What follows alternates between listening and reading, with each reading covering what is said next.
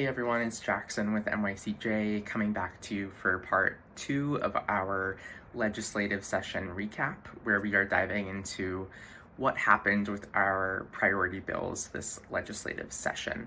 And today we're going to briefly discuss the Climate Superfund bill and the Energy Fairness Act. These were two of our big priorities, and both of them have been carried over to the short legislative session in 2026. So the Climate Superfund bill, also known as LD 1870, would hold multinational oil and gas corporations accountable for the pollution they emitted between the years 1994 and 2024.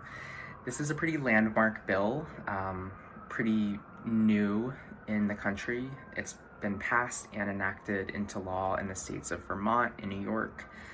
But even though it's kind of a newer concept, it's based on a time-tested legal principle of making polluters pay for their mess.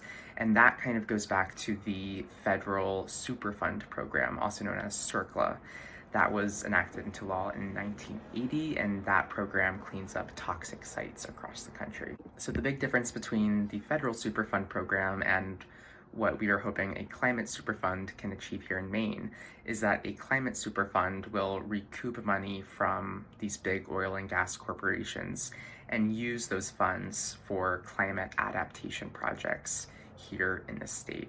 This bill was printed and had a public hearing pretty late in the legislative session, so lawmakers felt it was best that it be carried over to 2026. There are certainly pros and cons to that.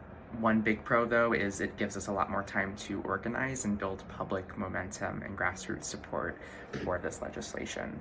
One thing we are doing as an organization is conducting outreach to municipalities, to towns and cities across the state to see if they would be interested in passing a municipal resolution supporting this bill. And if you think your town or city might be interested in doing that, feel free to get in touch with us at MYCJ. The Energy Fairness Act, also referred to as LD 1949, was also carried over to next year.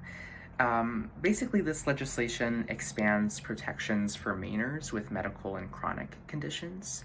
It specifically limits electric utilities like CMP and Versant from disconnecting electricity use to households with individuals who have certain medical and chronic conditions. It would also require utilities to file more frequent reports on customer hardship, such as the amount of customer debt owed to the utilities. That is information that is not readily publicly available. So despite initially passing the Senate on a bipartisan vote, all Democrats present and 2 Republicans voted to move this bill forward. The bill was carried over to next year. This legislation has faced pretty intense opposition from corporate interests and lobbyists, such as lobbyists from CMP and Versant. But as is the case with the Climate Superfund bill, there's a lot of public momentum for this, and we're excited to see this bill pass in the short session next year. Stay tuned for part 3 of our legislative recap series, where we'll discuss the Green Schools bill and some bills related to Wabanaki sovereignty.